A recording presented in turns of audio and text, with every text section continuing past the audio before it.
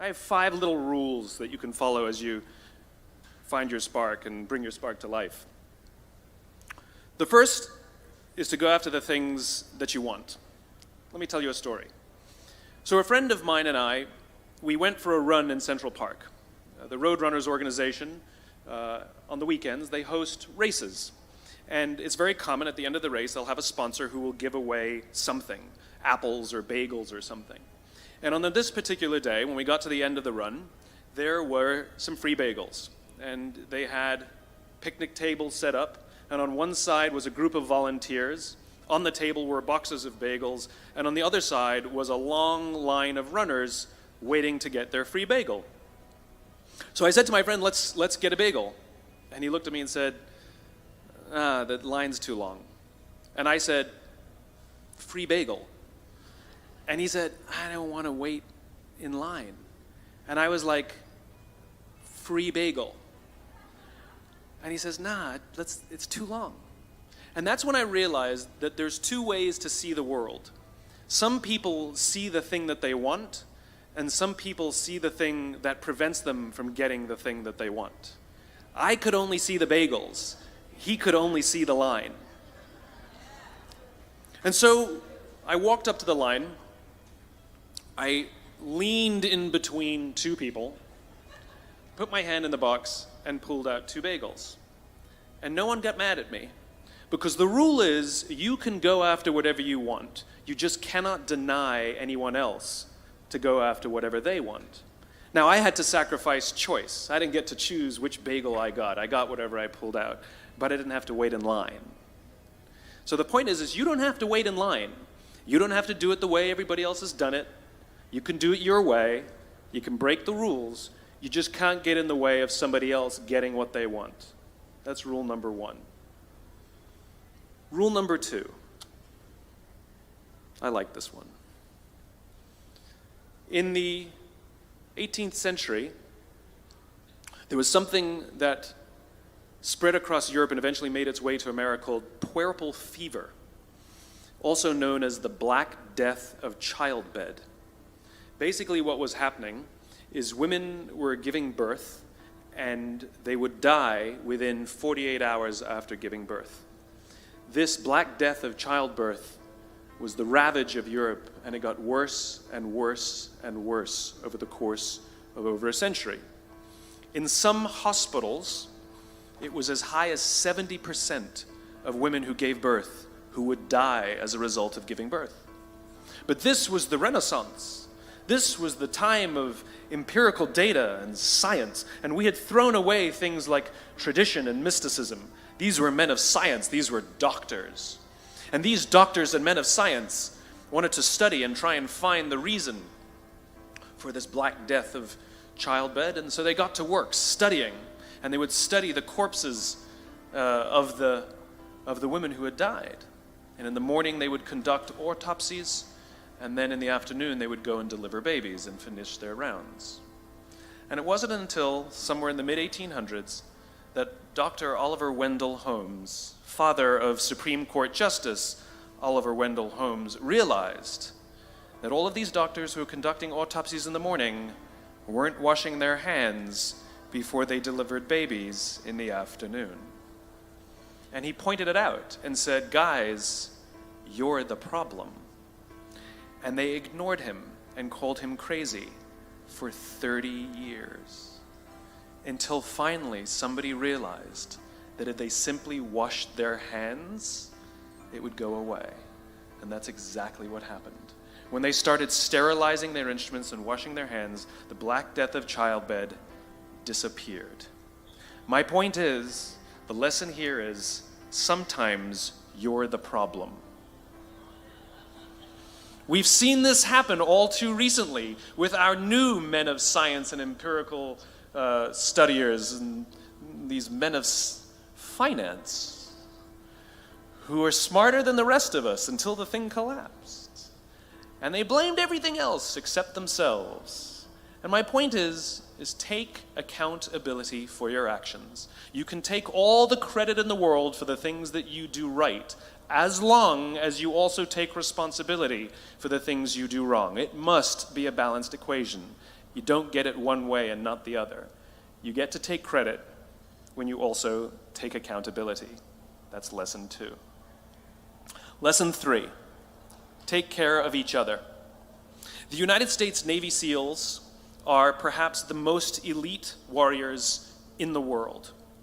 And one of the SEALs was asked, who makes it through the selection process? Who is able to become a SEAL? And his answer was, I can't tell you the kind of person that becomes a SEAL. I can't tell you the kind of person that makes it through BUD/S. But I can tell you the kind of people who don't become SEALs. He says the guys that show up with huge, bulging muscles, covered in tattoos, who want to prove to the world how tough they are, none of them make it through. He said the preening leaders who like to delegate all their responsibility and never do anything themselves, none of them make it through. He said the star college athletes who've never really been tested to the core of their being, none of them make it through. He says some of the guys that make it through are skinny and scrawny. He said some of the guys that make it through, you will see them shivering out of fear.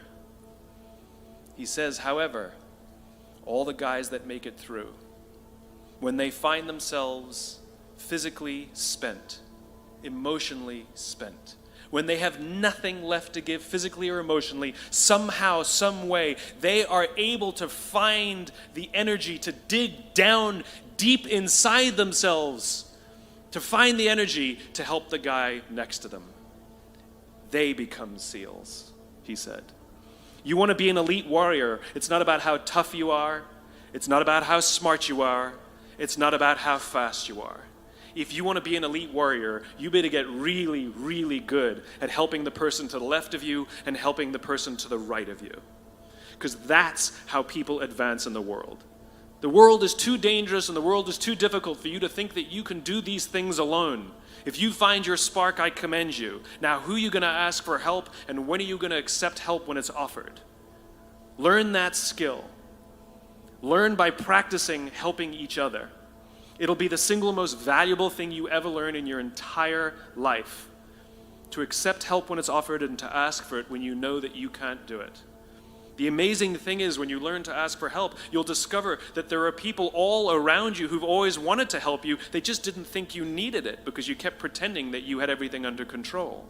And the minute you say, I don't know what I'm doing, I'm stuck, I'm scared, I don't think I can do this, you will find that lots of people who love you will rush in and take care of you. But that'll only happen if you learn to take care of them first.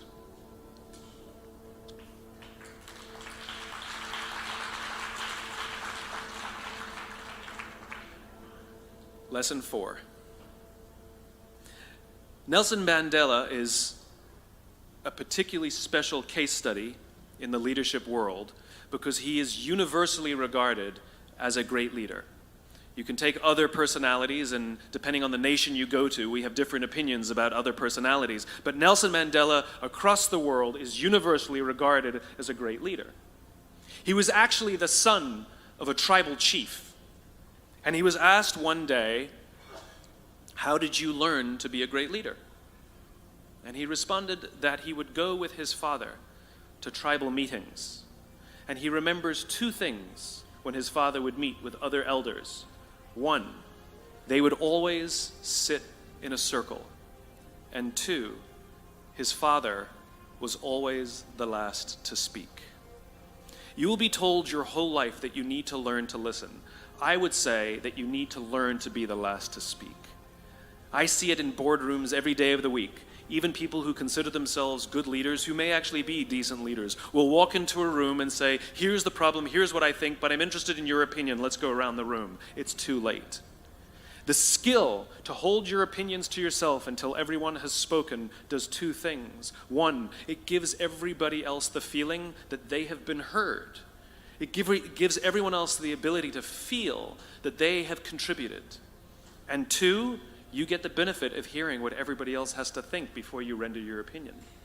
The skill is really to keep your opinions to yourself. If you agree with somebody, don't nod yes. If you disagree with somebody, don't nod no. Simply sit there, take it all in, and the only thing you're allowed to do is ask questions so that you can understand what they mean and why they have the opinion that they have. You must understand from where they are speaking, why they have the opinion they have, not just what they are saying. And at the end, you will get your turn. It sounds easy, it's not. Practice being the last to speak. That's what Nelson Mandela did. Number 5. This is Monty Python. 1, 2, 5, 3. For all the other nerds in the audience. There's one. Number 5. My favorite one of all. True story. There was a former Undersecretary of Defense who was invited to give a speech at a large conference, about 1,000 people. And he was standing on the stage with his cup of coffee and a styrofoam cup, giving his prepared remarks with his PowerPoint behind him. And he took a sip of his coffee and he smiled and he looked down at the coffee. And then he went off script. And he said, you know, last year I spoke at this exact same conference. Last year I was still the undersecretary. And when I spoke here last year, they flew me here business class. And when I arrived at the airport, there was somebody waiting for me to take me to my hotel. And they took me to my hotel and they had already checked me in and they just took me up to my room. And the next morning I came downstairs and there was someone waiting in the lobby to greet me and they drove me to this here same venue. They took me through the back entrance and took me into the green room and handed me a cup of coffee in a beautiful ceramic cup. He says, I'm no longer the undersecretary. I flew here coach. I took a taxi to my hotel and I checked myself in. When I came down the lobby this morning, I took another taxi to this venue.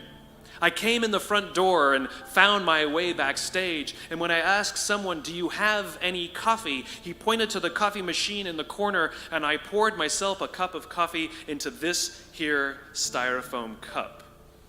He says the lesson is, the ceramic cup was never meant for me. It was meant for the position I held. I deserve a styrofoam cup. Remember this. As you gain fame, as you gain fortune, as you gain position and seniority, people will treat you better. They will hold doors open for you.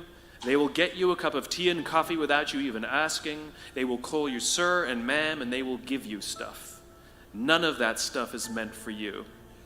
That stuff is meant for the position you hold. It is meant for the level that you have achieved of leader or success or whatever you want to call it.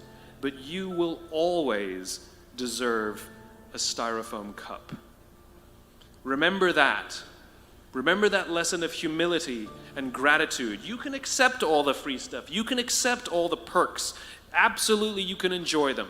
But just be grateful for them and know that they're not for you. I remember getting off the Acela. I took the Acela from New York to Washington, D.C. And I got off the train like everybody else. And I was walking down the platform like everyone else, and I walked past General Norty Schwartz, who used to be the Chief of Staff of the United States Air Force, the head of the Air Force. And here I did, you see a guy in a suit, schlepping his own suitcase down the platform just like me. And just a couple months ago, he was flying on private jets and he had an entourage, and other people carried his luggage. But he no longer held the position. And so now he got to drag his own suitcase.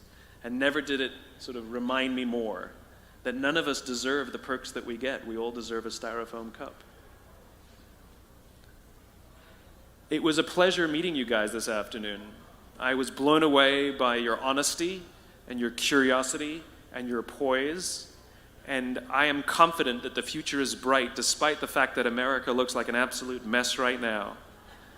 I am confident that the future is bright for one reason and one reason only, because you will grow up and you will be our future. Thank you very, very much, guys. You're wonderful.